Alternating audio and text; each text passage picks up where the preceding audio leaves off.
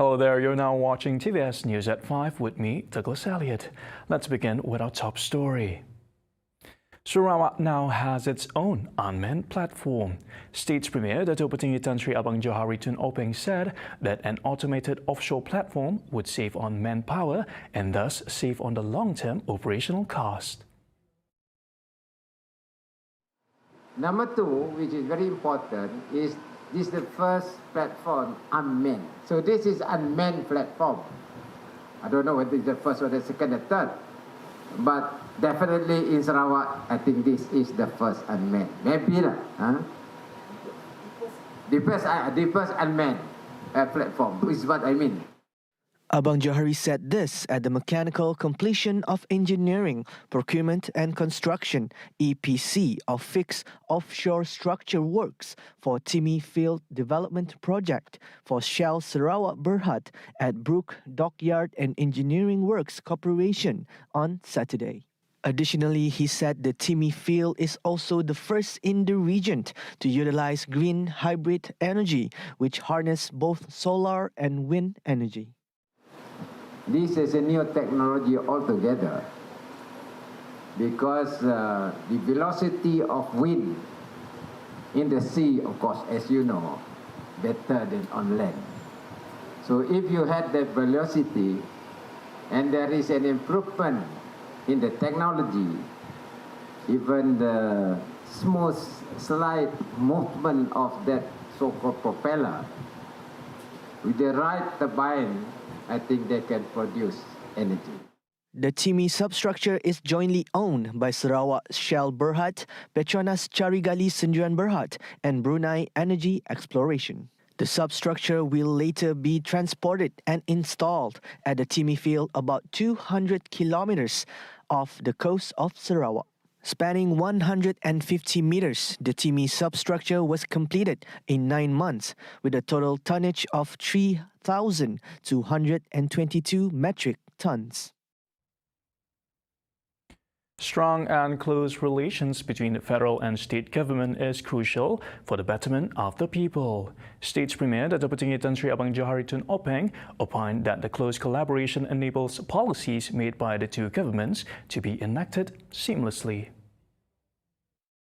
Kolaborasi di antara kerajaan pusat dan kerajaan negeri sangat penting dalam kita melaksanakan dasar-dasar yang telah ditentukan oleh kedua kerajaan persekutuan dan kerajaan negeri. Abang Johari added that the cooperation is more so important now than ever as Sarawak aspires to achieve the objectives of the Post-COVID-19 Development Strategy (PCDS) 2030. Banyak kerja yang harus kita laksanakan dalam masa 8 tahun ini dengan dasar-dasar yang agak baru, green economy, carbon capture, dan insyaAllah bulan 11 kita punya sovereign fund. We have to have a long-term financial prudence for our future generation. Dan dari sudut talent development, sekolah, semua ini adalah perkara-perkara yang penting. The Premier said this at the Sekalung Budi Sarawak Civil Service event attended by the state civil servants and retirees on Friday. The Senior Citizens Day was held simultaneously statewide today to show appreciation to senior citizens who have contributed to the development of Sarawak. Theme Resilience and Contributions of Golden Age, over 100 participants convened at the Senior Citizen Activity Centre Poway Miri and Senior Citizen Service Centre PWE to join in the celebration in Miri. Program pagi ini serentak juga dengan bahagian-bahagian yang lain. Kita pagi ini berbahagian dalam peringkat Sarawak di sini, iaitu mengikuti senaman aerobik We United in Health melalui live feed yang mencatatkan 6,000 peserta warga mas untuk mendapat pengiktirafan Malaysia Books of Record.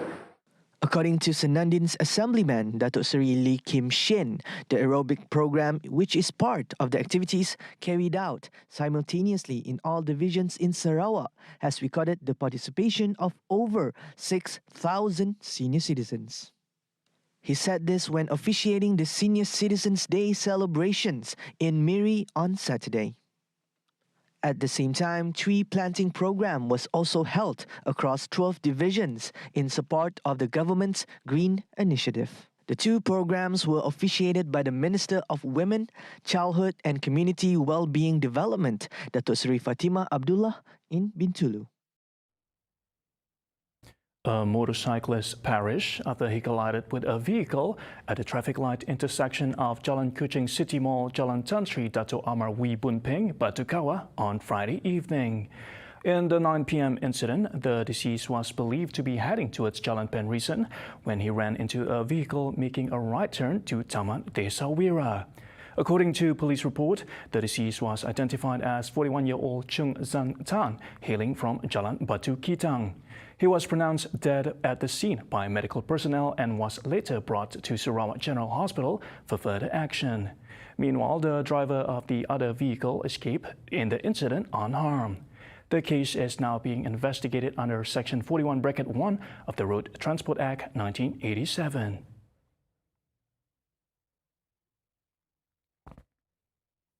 Meanwhile, in a similar incident in Bintulu, a 42-year-old motorcyclist was killed after he was dragged by a lorry at kilometer 22 of Jalan Bintulu Tatau on Friday. According to Bintulu District Police Chief, Superintendent Bartolomeo Umpit, early investigation found that the lorry carrying poultry products was heading towards Bintulu from Cebu when it crashed onto the motorcyclist coming from the opposite direction. Due to the strong impact, the motorcycle and the rider were dragged underneath the lorry. The victim was pronounced dead at the scene, while the lorry driver escaped unscathed.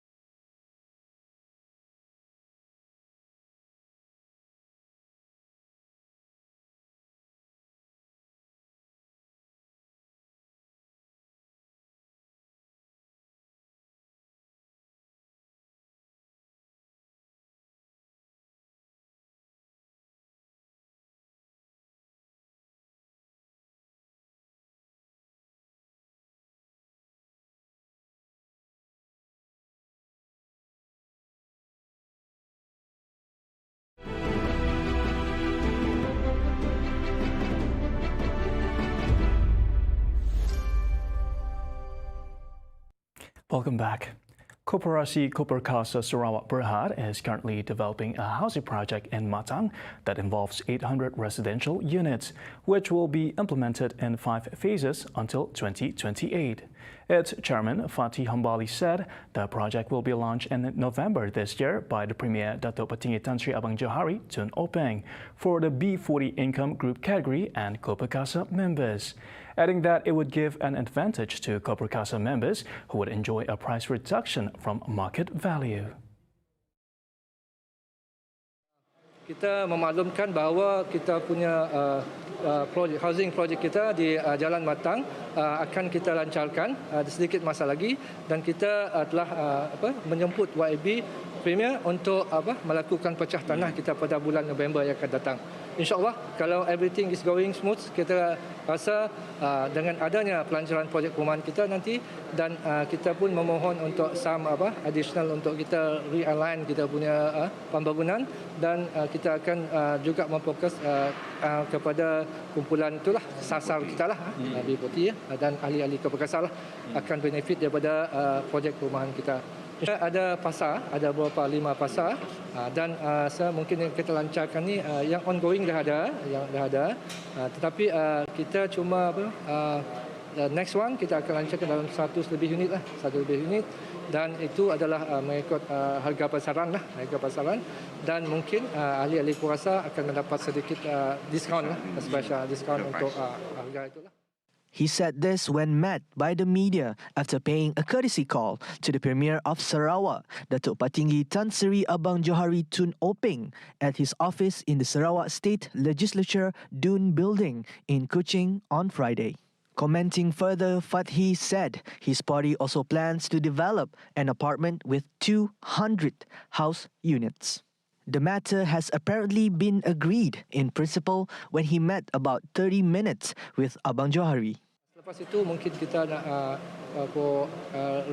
alignment kita berhasrat untuk menambah nilai kepada projek kita akan membuat apartmen. Apartmen dalam mungkin dalam 200 unit target kita untuk harga yang below market price. Itu mainly untuk ahli-ahli korporasi. Dalam projek pembangunan. The coming one. So insyaAllah kalau kita resubmit balik kita punya proposal dengan State Planning Authority dan YAB secara prinsipnya telah memberi green light untuk kita submit. So insyaAllah kalau itu berjaya, at least kita dapat memberikan nilai tambah kepada ahli-ahli korporasi dan juga penjawat awam negeri dan persekutuan. In addition to real estate, Kopakasa will continue to explore various fields and value-added projects to generate one-time income to contribute back to its members. With its latest development, it will be able to benefit more than 25,000 registered cooperative members throughout the state of Sarawak, involving state and federal civil servants. Prime Minister Dato Sri Ismail Sabri Yaakob today said UMNO's proposal to dissolve Parliament soon is a collective decision made by the party's Supreme Council. While declining to elaborate on the specific date, the UMNO Vice President did not rule out the possibility of GE15 being held this year.